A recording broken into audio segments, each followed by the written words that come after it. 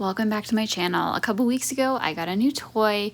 After years and years of paper crafting, I finally invested in a die cutting machine. I got the Sizzix Big Shot and I got the starter kit on Amazon, and I loved the starter kit because it came with some dies. So it came with this arch die, the square, some florals, a bird, and then also came with a 3D embossing folder and a stack of cardstock. It also came with the adapter for the Thinlits dies, which I really appreciated. So this is the embossing folder, really pretty flexible leaf design. And then in this little container, I put the little florals. They are relatively small. They're fun because they can be used as accents for all kinds of things. And then the little bird is cool. There's also a little nameplate piece in there too, but the little bird is cool because it's got like a wing separate so that you could do it a different color. So I thought that was kind of cool. Anyway, I will link the starter kit, the Amazon link below.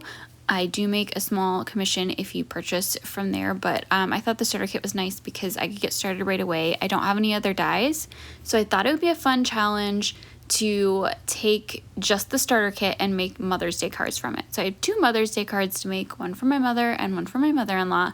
So let's do a little crafting. I was really inspired by these sunset colors, so like the peach, the pinks, the orange, the purple. So that's the color scheme I went with, and I set all the other colors aside. Just so you know, I am recording this afterwards. Apparently I can't work and talk at the same time. So for brevity, I went ahead and just recorded this audio separately. I'm also speeding up the video. It turns out I'm a really slow crafter, and you'd be here all night or all day, or whenever you're watching this. You'd be there forever if you were watching me craft in real time. It's incredibly boring, to be honest. So anyway, I did speed up the video, but know that crafting does take time, and I sped it up for the sake of the video. Here I'm just trimming my cardstock down to size. I wanted to keep a bit of a white border around, so I did do that. And then I started playing with the embellishments. So I'd already cut out some embellishments in different colors. Originally I was going to use the arch, and honestly you guys, it took me forever just playing with it, and then I decided not to use it at all because it looks like a tombstone when you put it with flowers for some reason. I don't know. I was probably overthinking it, but I just didn't love it for this card, so I took it out. The only problem with those leaf dies is they only go one direction, and so when you have textured cardstock, or when you die cut, there's a little bit of a lip on the backside, so it's kind of tricky arranging, and you can see I am really struggling to arrange things how I want. Again, I was probably overthinking it. Any number of these arrangements probably would have looked good, but I just didn't like any of them. I ended up taking the arch out and just using the square die. I'm gonna switch to a different card in a minute here, but I just got really stuck. So here's a tip for you when you're working on a card. If you get, or anything creative at all, if you get stuck, just move on to something else and come back to it. You may feel inspired differently later. I did cut out a few of the birds here. I cut out a few bird feather wing options because I wanted to see which colors I liked, and I ended up using the bird motif on both of the cards. I also got some glue. I usually use double-sided tape, and I got those little glue applicators from Hobby Lobby that you'll see me using, and I loved them. Okay, so we're on to the second card. I originally had those 3 colors all embossed, and it just was too much. Like, it was just too much going on. So I embossed this beautiful orchid color instead, and just decided to do one color of the embossed. It's a 3D embossing folder, and so it is pretty thick and creates quite a bit of depth, and that I think can just be a little bit busy. So instead of doing the 3 strips, I ended up doing just the 1 strip of orchid. Back to the glue. I showed it really briefly a minute ago. I just got some Scotch no run tacky glue from Hobby Lobby because it said it dried in a minute, which I really liked the idea of.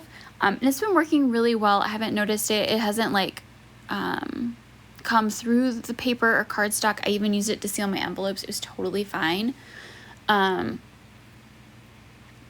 So here I was playing with some different options for this card. I was originally, because the embossing folder was small, smaller than my card size, I felt like I needed an extra border, and then I ended up not liking any of it. I also way overthought the sentiment, and I ended up just writing it in white marker or white pen. I will link the pens. I love these pens. They're really great pens. I ended up writing Happy Mother's Day on the little nameplate from the die set. I was originally like thinking through stickers and stamping. I didn't have the right stamps. It was a whole thing.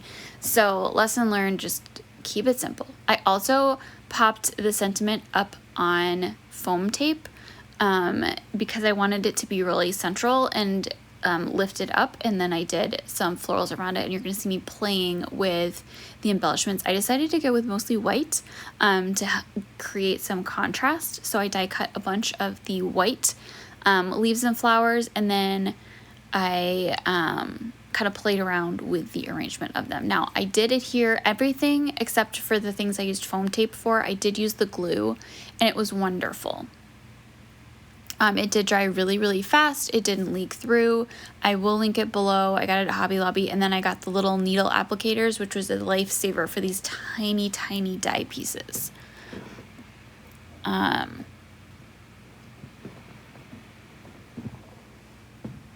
And when I placed the dies on my cardstock, I used washi tape to tape them down, and I did do multiples. I finally got smart and did multiples at a time. You don't have to just do one at a time. You can do multiples at a time. So I did that and cut out a bunch that way. My husband and I just moved, and so this is in our new craft space, and it's also my husband's office, so it's been interesting. I'll share some videos soon of like craft space. I was just showing you there, I have got like skinny foam tape, and I love it because I don't have to try to trim my thicker foam tape down. So the skinny foam tape is great. I love it. Anyway, my husband and I just moved. We moved states, actually. We're in a new place, so it's just interesting trying to organize in a new place. Things are different. For this card, I put it down with double stick tape, which is what I've used in the past, but then I decided to use some glue right there. And then you're going to see me really regret that decision because I ended up deciding after that to add, it was a poor life choice. Don't glue your card down until you're really sure about it. So I just kind of placed the flowers and leaves around. Here is where I'm realizing that I really do need some color in there in addition to white. So I played with the all white quite a bit, and then I decided that I really needed some color in there. And I have sped up so much of this video and cut out so many parts. This crafting probably took around 3 hours total, including what I recorded and what I didn't record. So I didn't plan this card really either of these cards ahead of time. That's why it took me so long. But just letting you know that a lot of times when a crafter goes through, or YouTuber goes through a video, pretty like just all in one, they've probably made that card ahead of time and like planned everything out. I did not plan anything out for this one, so it took a lot longer. But just know that like the design process isn't instantaneous, and the first thing that you come up with isn't going to be the final version, you know? Like it may happen on the first try, but it's unusual for most people to come up with something on the first try. And I think that's something that took me years and years to learn, to figure out. So I just wanted to mention that in case you thought that everybody came up with a good card on the first try. So anyway, you saw me putting the little bird together. I went ahead and put down my sentiment, my Happy Mother's Day sentiment, because that was kind of the central piece, and because the foam tape didn't go all the way to the edges, I still had room to glue the leaves and flowers underneath.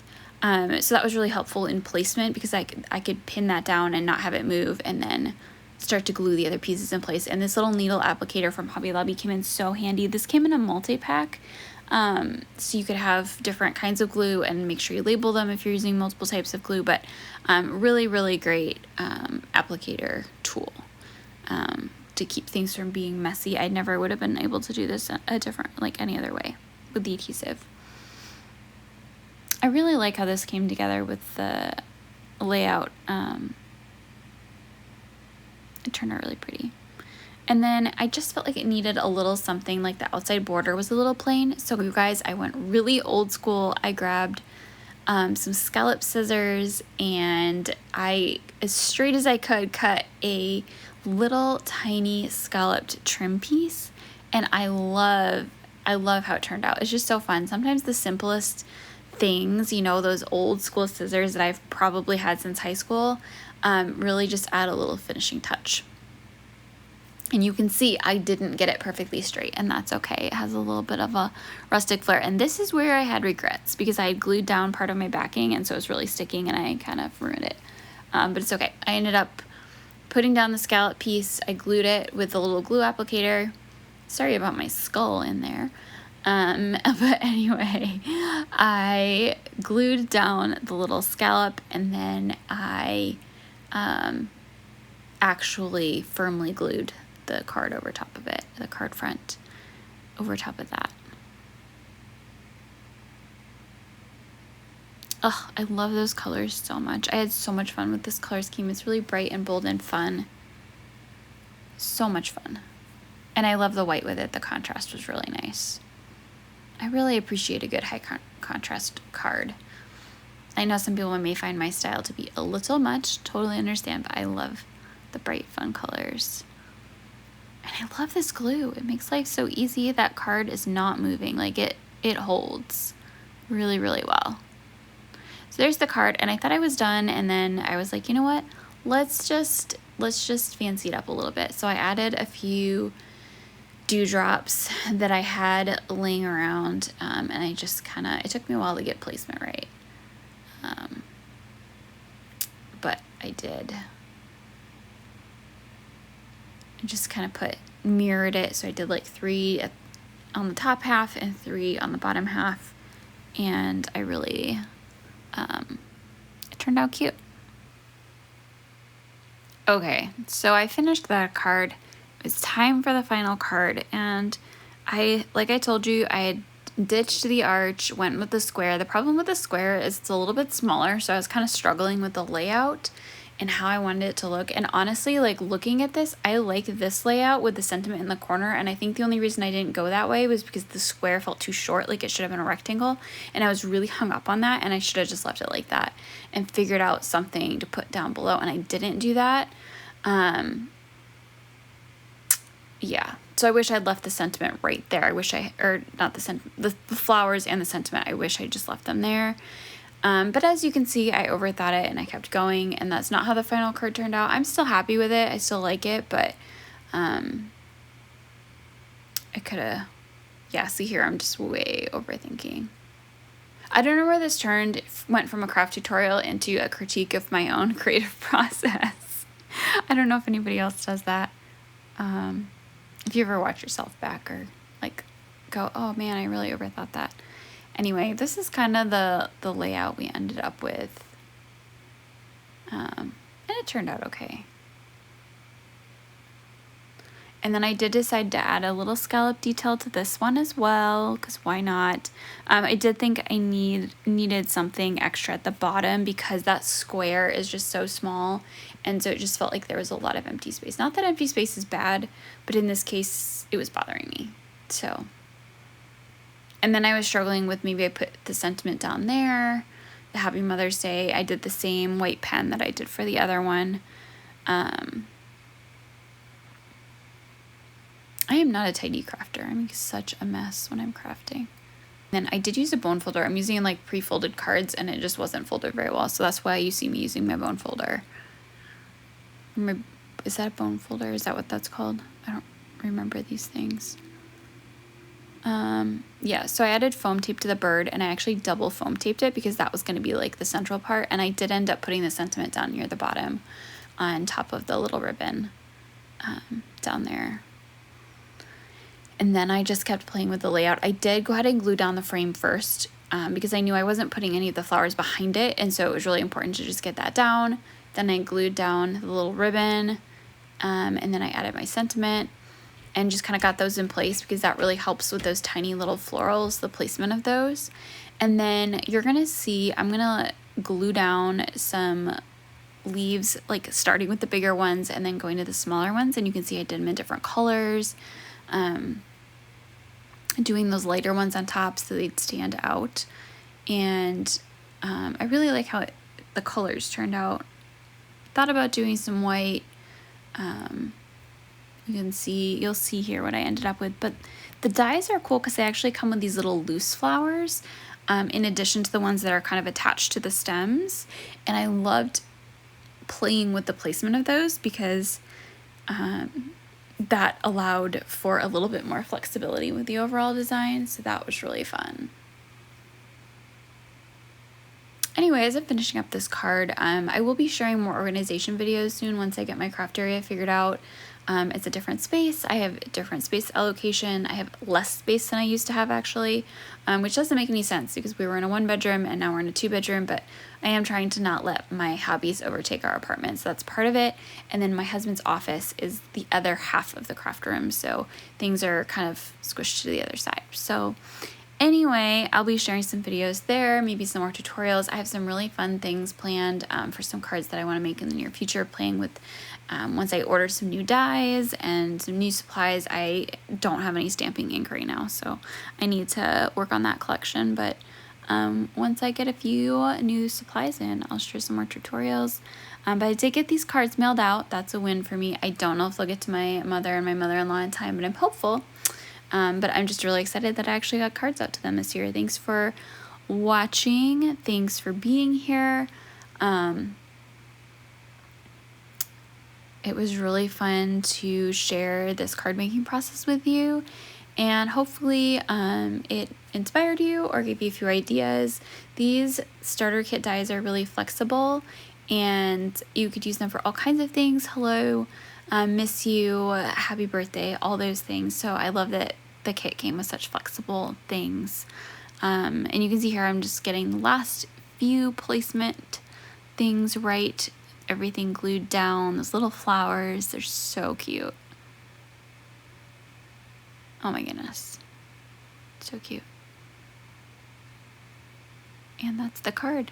And I did only fasten the flowers at the bottom so that they puffed up just a little bit. You can see there's a little bit of texture without using foam tape. But yeah, that's the process, and I hope you'll stick around for the next video.